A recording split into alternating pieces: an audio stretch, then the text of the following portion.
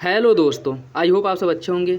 साथियों, हम लोग उत्तर प्रदेश आर 2023 के लिए प्रैक्टिस सेट सॉल्व कर रहे हैं और इस वीडियो में हम लोग जीएस पेपर फर्स्ट के जो समान अध्ययन पेपर फर्स्ट होगा उसके महत्वपूर्ण 50 प्रश्नों को सॉल्व करेंगे जो आपके एग्जाम के पॉइंट ऑफ व्यू से बहुत ही महत्वपूर्ण है। तो यदि आप लोग चैनल पर नए हैं तो सब्सक्राइब कर लीजिए और बेल आइकन को प्रेस कर लीजिए जिससे वीडियो के महत्वपूर्ण नोटिफिकेशन आप लोगों को मिलते रहे। यह प्रैक्टिस सेट साथियों आपके एग्जाम तक ऐसे ही चलता रहेगा, जिसके अंतर्गत अभी जो विभिन्न इस प्रैक्टिस सेट के बाद जो है अन्य जैसे ध्यायस हो गया, दृष्टि या फिर जीएस वर्ड, जो विभिन्न पब्लिकेशंस के प्रैक्टिस सेट हैं उनको भी प्रॉपर कवर कराया जाएगा, उनको भी प्रॉपर कराया जाएगा। इसके साथ साथ यूपी स्पेशल करेंट अफेयर वाले सेक्शन, इन सब को या फिर हिंदी वाला जो सेक्शन हो गया सेकेंड पेपर, उसको भी अच्छे से कवर कराया जाएगा। बशर्ते आप लोग मेरे साथ बस कंटिन्यू बने रहिए। और वीडियो अगर अच्छा लगे तो लाइक करना बिल्कुल भी ना भूलें, अपने दोस्तों के पास ज़रूर शेयर करें। कोई कन्फ्यूजन हो कमेंट बॉक्स में कमेंट करके बता सकते हैं, कोई फीडबैक हो या सजेशन हो तो उसके लिए भी कमेंट बॉक्स खुला है। इसका पीडीएफ टेलीग्राम चैनल पे अपलोड कर दिया जाएगा, वहाँ से आप लोग डाउनलोड करके रिवीजन कर सकते हैं, प्रैक्टिस सेट जो है कर सकते हैं। तो चलिए इसी के साथ वीडियो की शुरुआत करते हैं। सर्दियों के मौसम के दौरान उत्तर पूर्वी देशों पर हावी रहता है, वे भूमि में समुद्र की ओर बहती है और इसलिए देश के अधिकांश भाग के लिए एक शुष्क मौसम है। काल वैसाखी, लू, व्यापारिक पवन या पश्चिमी विक्षोभ, इसका सही आंसर क्या होगा? इसका जो सही आंसर वो हो जाएगा ऑप्शन सी, व्यापारिक पवन। सर्दियों के मौसम के दौरान उत्तर पूर्वी जो देश हैं वहाँ पे व्यापारिक पवन देशों पर हावी रहता है, इसी कारण कि वे भूमि से समुद्र की ओर बहती हैं, ठीक है, और इसलिए देश के अधिकांश भागों के लिए एक शुष्क मौसम का निर्माण करती है। तो इसका सही आंसर हो जाएगा ऑप्शन सी, व्यापारिक पवन। भारत की जलवायु को डैश जलवायु कहा जाता है? ग्रीष्मकालीन जलवायु, शीतकालीन जलवायु, मानसूनी जलवायु, इनमें से कोई नहीं। इसका सही आंसर ऑप्शन सी, भारतीय जलवायु जो है मानसूनी प्रकार की है और इसे मानसूनी जलवायु भी कहा जाता है। निम्नलिखित में से किस कारक के कारण भारतीय उपमहाद्वीप में मध्य एशिया की तुलना में अपेक्षाकृत हल्की सर्दियाँ होती हैं? कर्क रेखा, परिवेशी समुद्र, हिमालय या फिर से महासागरीय धाराएं? इसका सही आंसर हो जाएगा ऑप्शन सी, हिमालय। हिमालय के कारण जो मध्य एशिया या फिर से जो कह सकते हैं कि मेडिटेरियन सी, वहाँ से जो ठंडी हवाएं सर्दियों में आती हैं वह उसे जो है हिमालय रोक करके, और भारत का जो उत्तरी भाग है वहाँ पे अधिक सर्दी, अधिक जो है ठंड की अनुभूति हमें नहीं होती है, जिसका एक महत्वपूर्ण कारण है क्या, कि आपका हिमालय जो सर्दियों को उधर से आने वाली जो ठंडी लहरें होती हैं उन्हें रोक लेता है, और इसी कारण अपेक्षाकृत उसकी या जो मध्य एशियाई क्षेत्र हैं उसकी तुलना में भारत में जो ठंडी है वो बहुत कम होती है। नहीं तो फिर यहाँ भी ये होता कि अगर सर्दी हिमालय नहीं होता तो ठंडी के समय में, सर्दी के समय में उत्तर भारत का जो तापमान है वो 0 से भी नीचे चला जाता, ठीक है। तो इसका सही आंसर हो जाएगा ऑप्शन सी, हिमालय। भारत का निम्नलिखित में से कौन सा स्थान अति विषम प्रकार की जलवायु का अनुभव करता है? चेन्नई, मुंबई, दिल्ली या फिर इनमें से कोई नहीं? इसका सही आंसर साथियों ऑप्शन सी, दिल्ली। निम्नलिखित में से कौन सा केंद्र शासित प्रदेशों के बीच नीति आयोग के प्रथम राज्य ऊर्जा और जलवायु सूचकांक SECI में शीर्ष प्रदर्शन करने वाले राज्यों में से एक है? जम्मू कश्मीर, लक्षद्वीप, दमन द्वीप और दादर नागर हवेली, अंडमान और निकोबार? इसका सही आंसर है ऑप्शन सी, दमन द्वीप और दादर नागर हवेली। MSME सतत ZED प्रमाणन योजना के तहत मध्यम उद्यमों को उनके व्यवसायों में कितने प्रतिशत सब्सिडी मिलेगी? 80%, 50%, 60% या 40%? इसका सही आंसर ऑप्शन बी, इसमें जो है 50% सब्सिडी का प्रावधान किया गया, तो ऑप्शन बी जो है वो सही है।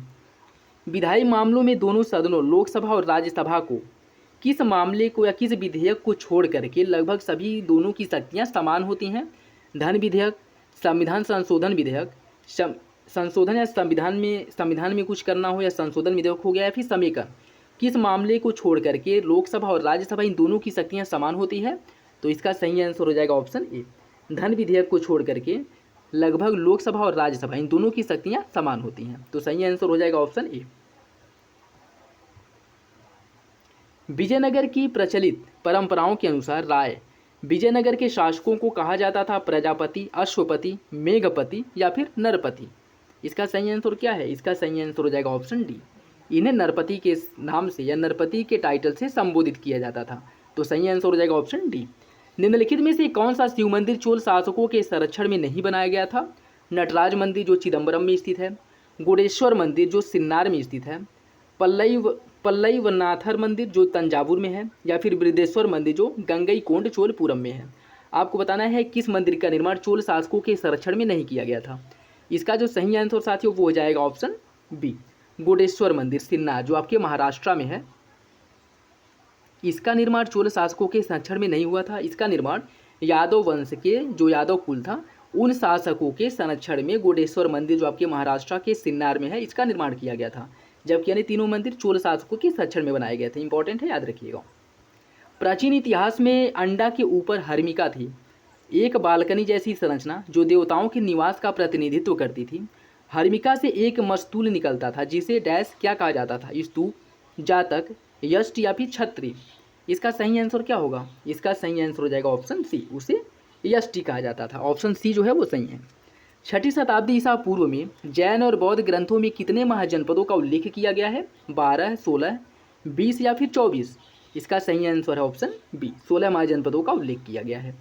सर्वेंट ऑफ इंडिया सोसाइटी की स्थापना डैश द्वारा 1905 में कल्याणकारी कार्यों में विशिष्ट जातियों और धर्मों के भारतीयों को एकजुट करने और प्रशिक्षित करने के लिए किया गया था। किसके द्वारा किया गया था? राजा राम मोहन राय, लाला लाजपत राय, चित्तरंजन दास या फिर गोपाल कृष्ण गोखले। इसका सही आंसर हो जाएगा ऑप्शन डी, गोपाल कृष्ण गोखले द्वारा सर्वेंट ऑफ इंडिया सोसाइटी की स्थापना 1905 में कल्याणकारी कार्यों में विभिन्न जातियों, चाहे वो किसी भी जाति किसी भी धर्म से क्यों न रिलेटेड हो, उन्हें एकजुट करके भारत की आज़ादी में योगदान के लिए उन्हें प्रशिक्षित करने के लिए इसकी स्थापना की गई थी। और इसकी स्थापना गोपाल कृष्ण गोखले द्वारा की गई थी 1905 ईस्वी में। अंग्रेजों के साथ किस समझौते के बाद गांधी जी द्वारा सविनय अवज्ञा आंदोलन को 1931 में बंद कर दिया गया था? Gandhi Irwin pact, Gandhi Wavell pact, Gandhi Linlithgow pact या गांधी माउंटबेटन पैक्ट। इसका सही आंसर हो जाएगा option A, Gandhi Irwin pact के बाद जो है जो सविनय अवज्ञा आंदोलन था इसे गांधी जी ने वापस ले लिया था। सही आंसर ऑप्शन ए। एक आधुनिक संस्करण तत्वों की आवर्त सारणी का तथाकथित लंबी रूप क्षैतिज पंक्तियों को डैश क्या कहा जाता है? समूह, बैच, सेट या फिर आवर्त। इसका सही आंसर ऑप्शन डी, उसे आवर्त कहा जाता है। ओम के नियम के अनुसार निम्नलिखित में से कौन सा समीकरण सही है? R बराबर V प्लस आई, R बराबर V अपन आई, R बराबर आई अपन V या R बराबर V आई V। इसका बताइए सही आंसर क्या होगा? इसका सही आंसर ऑप्शन बी, R बराबर V अपन आई। यह जो है ओम के नियम के अनुसार समीकरण सही है। ठीक है। कानपुर में 1857 के विद्रोह का नेतृत्व किसके द्वारा किया गया था? बहादुर शाह द्वारा, नाना साहेब द्वारा, शाह माई द्वारा या मौलवी अहमदुल्ला द्वारा। इसका सही आंसर ऑप्शन बी, कानपुर में 1857 के विद्रोह का नेतृत्व नाना साहब ने किया था। ऑप्शन बी सही है।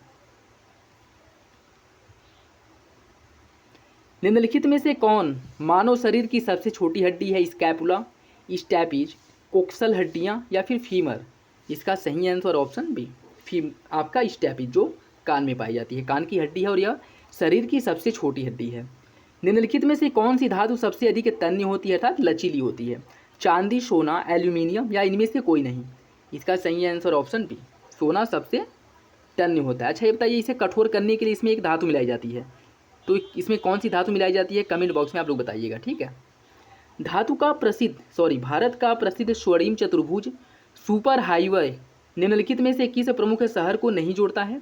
जो भारत का स्वर्णिम चतुर्भुज है वह किस शहर से होकर के नहीं जाता है? दिल्ली, हैदराबाद, कोलकाता या फिर मुंबई। इसका सही आंसर क्या है? इसका सही आंसर हो जाएगा ऑप्शन बी, आपके हैदराबाद शहर से होकर के स्वर्णिम चतुर्भुज जो भारत के चारों दिशाओं या चारों जो महानगर उनको जोड़ता है वो आपके हैदराबाद से नहीं जाती है। ठीक है। निम्नलिखित में से किस प्रकार के लेंस का उपयोग हमेशा छोटे प्रतिबिंब प्राप्त करने के लिए किया जाता है? छोटा प्रतिबिंब प्राप्त करने के लिए किस प्रकार के लेंस का उपयोग किया जाता है? समतल, उत्तल, अवतल या फिर पारदर्शी। इसका सही आंसर हो जाएगा साथियों ऑप्शन सी, अवतल लेंस का उपयोग किया जाता है हमेशा छोटा प्रतिबिंब प्राप्त करने के लिए। 2020 की रिपोर्ट के अनुसार निम्नलिखित में से किस राज्य में भारत में कॉपर अयस्क का सबसे बड़ा भंडार संसाधन मौजूद है? देखिए मिनरल रिपोर्ट जो है वह हर साल नहीं आता है। ठीक है। 2020 के बाद मिनरल रिपोर्ट अभी तक नहीं प्रकाशित हुआ है। तो अभी जो आपको आंसर देने हैं, जो क्वेश्चन टिक करना है वो 2020 की जो रिपोर्ट आई है उसके अकॉर्डिंग ही करनी है। ठीक है। तो आपको बताना है इस रिपोर्ट के अनुसार किस राज्य में कॉपर अयस्क का सबसे बड़ा भंडार है? राजस्थान, उत्तर प्रदेश, गुजरात या फिर बिहार। इसका सही आंसर हो जाएगा ऑप्शन ए, राजस्थान में। निम्नलिखित में से कौन सा नाभिकीय शक्ति संयंत्र उत्तर प्रदेश में स्थित है? कैगा, नरोरा, कलपक्कम या फिर काकरापार। इसका जो सही आंसर है वो हो जाएगा ऑप्शन बी, नरौरा। यह आपका एक नाभिकीय शक्ति संयंत्र है जो आपके उत्तर प्रदेश में स्थित है। दुनिया में सबसे ऊंचा ज्वार डैश कहाँ पाया जाता है? भारत में, चीन में, कनाडा में या फिर रूस में? इसका सही आंसर ऑप्शन सी, कनाडा में। कनाडा में जो आपकी फंडी की खाड़ी है वहाँ पे विश्व के अर्थात दुनिया के सबसे ऊंचे ज्वार आते हैं। ठीक है। ताना रिवर जो मंगावे वानर निम्नलिखित में से किस देश में पाया जाता है? ताना रिवर जो है मंगावे या किस देश में है आपको बताना है। न्यूजीलैंड, केन्या, श्रीलंका या फिर ईरान? इसका जो सही आंसर वो हो जाएगा ऑप्शन बी, केन्या में। विंध्य पर्वत उत्तर पश्चिम में अरावली पर्वत श्रृंखला और दक्षिण में निम्नलिखित में से किस श्रेणी से घिरा है? हिमालय रेंज, पूर्वांचल रेंज, सतपुड़ा या इनमें से कोई नहीं? इसका सही आंसर क्या है? इसका सही आंसर हो जाएगा ऑप्शन सी, सतपुड़ा से। इसके उत्तर में अरावली है और दक्षिण में इसके सतपुड़ा है। किसके? विंध्य के। पूर्वी तटीय मैदान के दक्षिण भाग को डैश कौन सा तट कहा जाता है? जो पूर्वी तटीय मैदान है उसके दक्षिण के भाग को क्या कहा जाता है? कोंकण तट, मालाबार तट, कोरोमंडल तट या उत्तरी सरकार तट? इसका सही आंसर क्या है? इसका सही आंसर हो जाएगा ऑप्शन सी, उसे कोरोमंडल तट कहा जाता है। ठीक है, ये पूर्वी तटीय मैदान की बात कर रहा है। ठीक है, ये जो है आपका ये ऊपर वाला भाग जो है आपका कौन सा तट हो गया? उत्कल तट हो गया जो आपके उड़ीसा राज्य में है। और इसके नीचे जो आपका ये आंध्र प्रदेश तमिलनाडु वाला क्षेत्र है इसे आपके कोरोमंडल तट के नाम से जाना जाता है। ठीक है, तो याद रखिएगा, इंपॉर्टेंट है।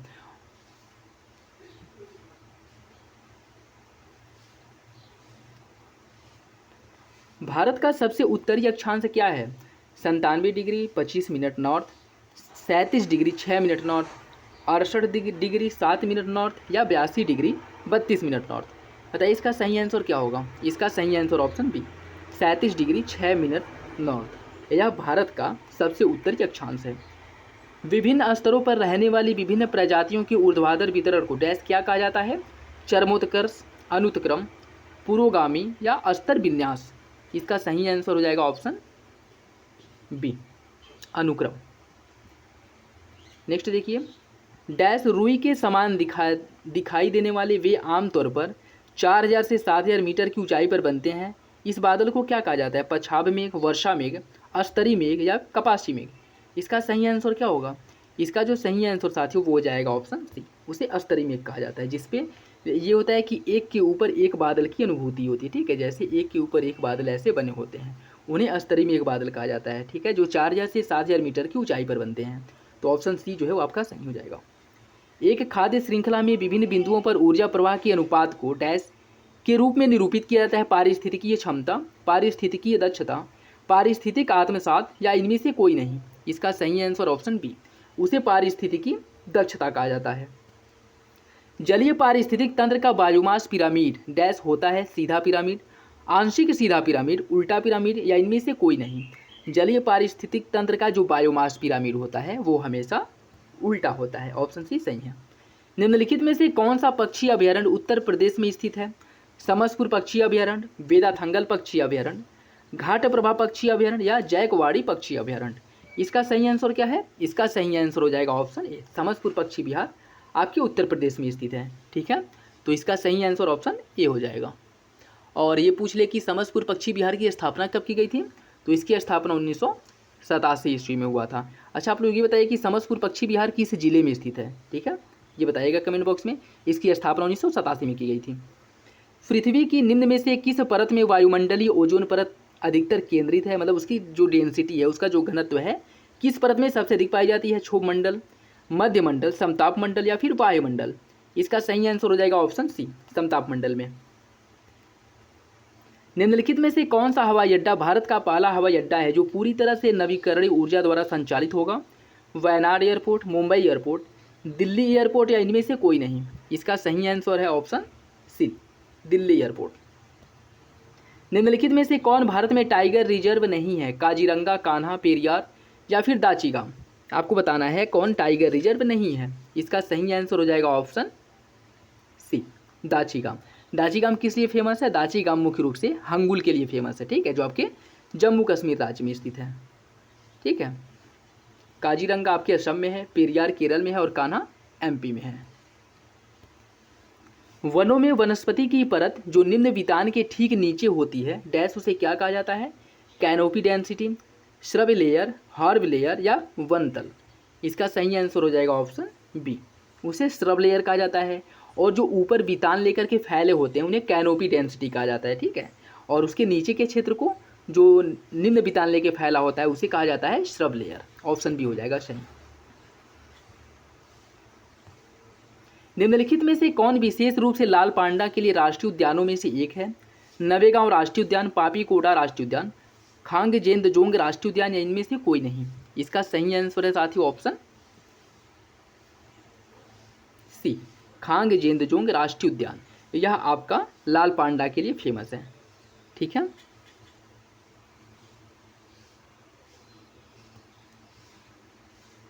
नेक्स्ट देखिए,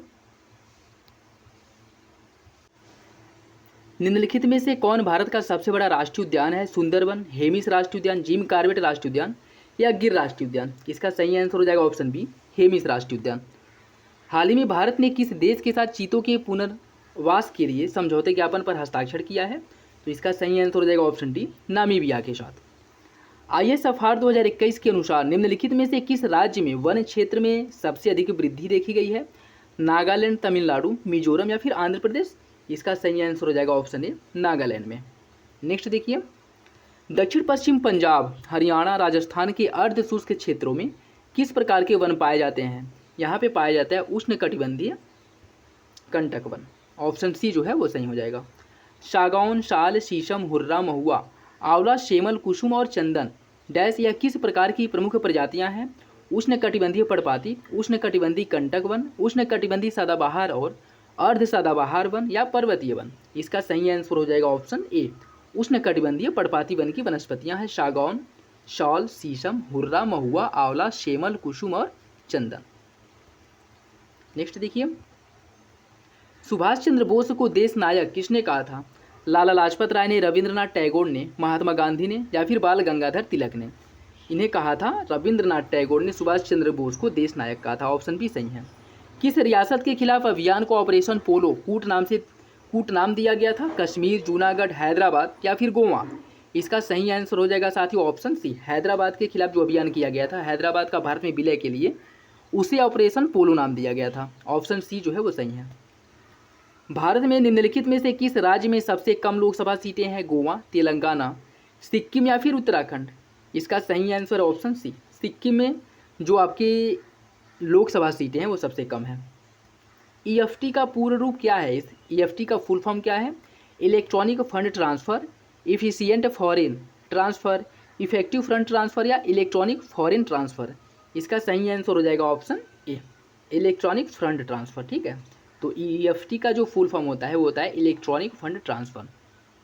नेक्स्ट देखिए, वफिन द्वीप किस देश में स्थित है? बहामास में, USA में, जापान में या फिर कनाडा में। इसका सही आंसर है ऑप्शन डी, वफिन द्वीप जो है आपके कनाडा में स्थित है।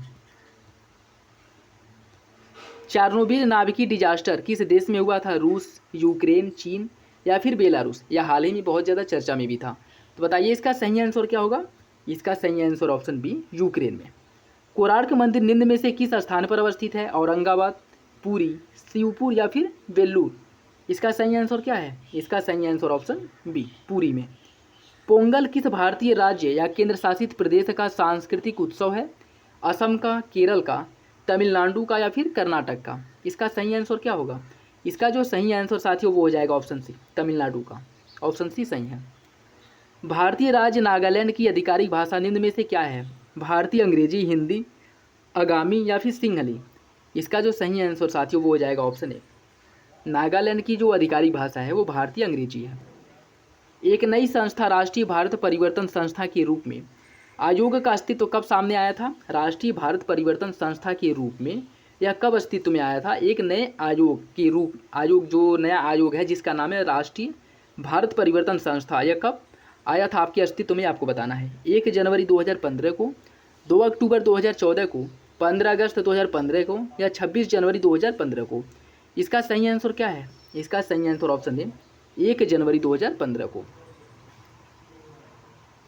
CV रमन को किस वर्ष भौतिक का नोबेल पुरस्कार दिया गया था? 1913 ईस्वी में, 1930 ईस्वी में, 1968 में या 1979 में?